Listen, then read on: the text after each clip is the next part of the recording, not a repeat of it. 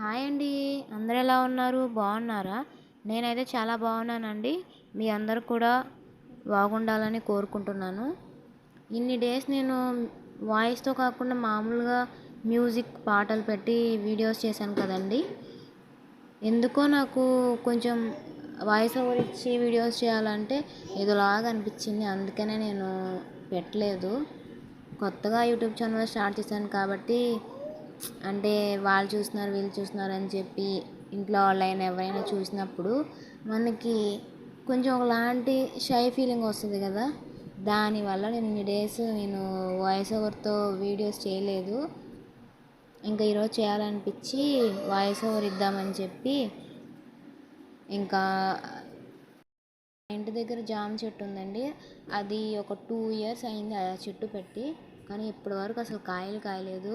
First time కాసింది కాయలు. ఎన్ని కాయలు కాసిందో చూడండి. ఇంకా చాలా వరకు ఉడతలు చిలకలు ఇవన్నీ కొట్టుకుని తినేసేసాయి. అన్నీ తినేసినాయి. వాటికి తినగా మిగిలినవి ఇవి.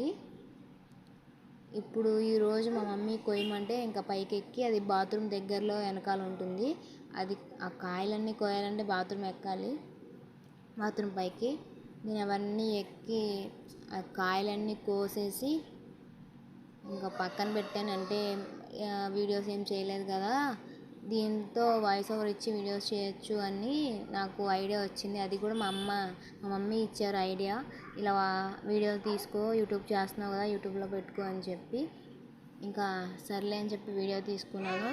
చూడండి ఎన్ని కాయలు కాసిందో మా చెట్టు. అసలు దాన్ని అంత కేర్గా కూడా తీసుకోము, అసలు అంత కేర్ కూడా చూడలేదు మేము దాన్ని.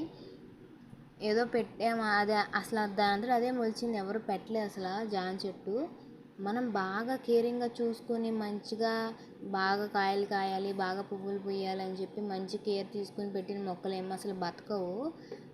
ఉంటే ఉంటుంది లేదంటే లేదు అని అనుకుని అలా పెడతాం కదా. అట్లాంటి మొక్కలు ఏంటో మరి అసలు. Thank you for watching our video. నా వీడియో చూసిన ప్రతి ఒక్కరూ సబ్స్క్రైబ్ చేసుకోండి ప్లీజ్.